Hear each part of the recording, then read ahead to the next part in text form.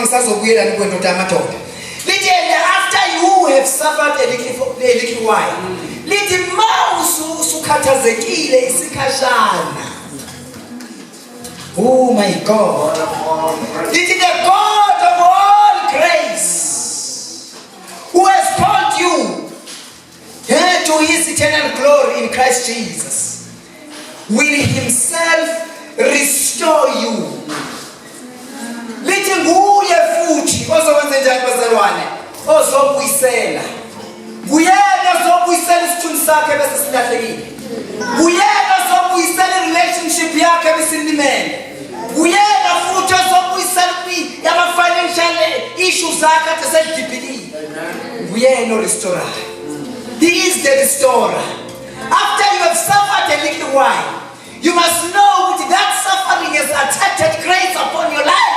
After you have suffered a little while, he is the God of all grace. He's never changed by situations that we are going through. But we are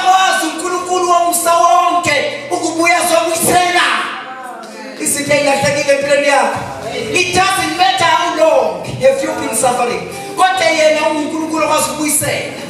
After you have suffered a little while, he is God of all grace. He himself. Yena uqobo lwakhe uyakwazi ukufika athi mayifika lithi iBhayibheli ufika restore abakwazi ukuchaza i-restoration bathi ukubuyisela kwezinto ebezilimele ngendlela ebeziyo singalimali.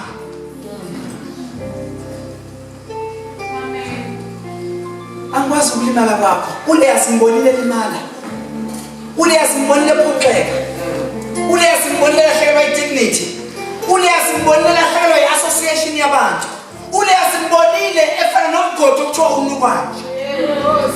Angisazi isimo sakho namhlanje kuseni, but the God after you have suffered a little while, after you have suffered a little while,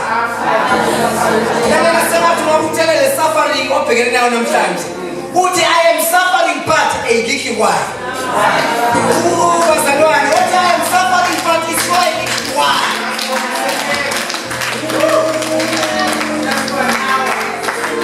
I am suffering, yes, but for a little while. This suffering is not forever, but it's for a little while. It doesn't matter what you are suffering yakho.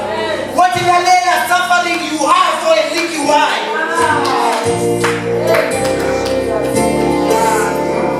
Yekela abantu ukuthi suffering. Namhlanje ngizokutshela ukuthi you are but for a little while. Because the God of all grace. Suka madoda. Let down your disorder is not about you. It's about the God of all grace. It's about the God of all grace. Ungathi sawubekeleni. Uyabona ukuhlupheka kwakho. Which is for but a little while. Uthi kodwa kuhlupheka ndini. There is the God of all grace. But the God of all grace, who is able to change circumstances of life. Lela bazalwane ngiyachallenge namhlanje ukuthi ukubuyela uthe ngiyabona kuhlupheka ndini, but you are for a little while, because there is a God of all grace. Peter, he himself will restore you.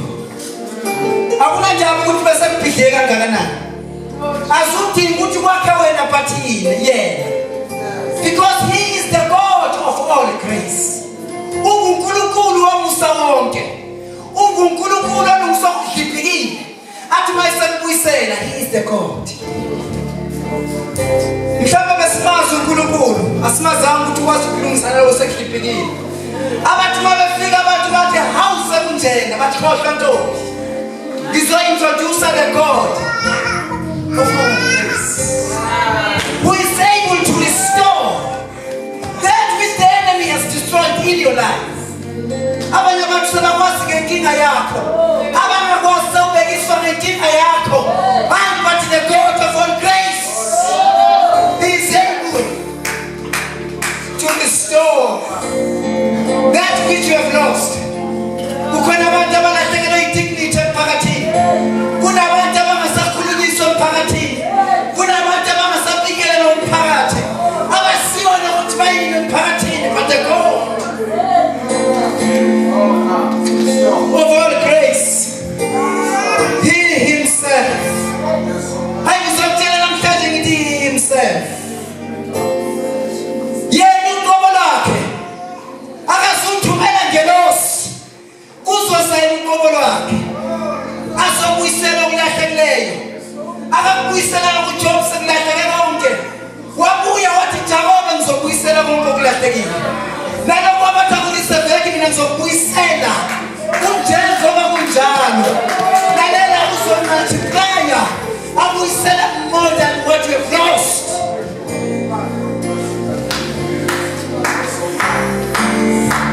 Akunandaba noma bekuyiproject yemali engakanani.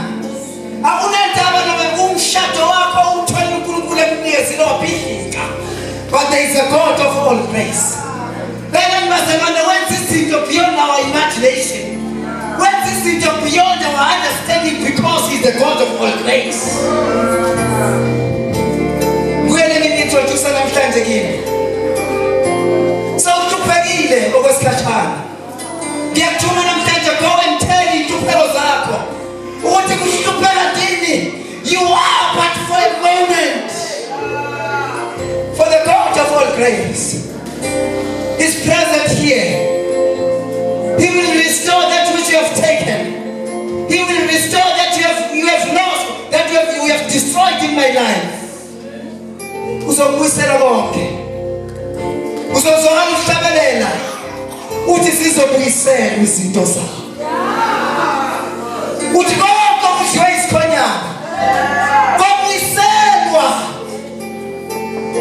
Kobuyiselwa. Let dignity yami izobuyiselwa. Zobuyisela zonke izinto zami. Konke okulahlekile kuzobuyiselwa namhlanje. Lalela bazalwane, someone is going to experience the very situation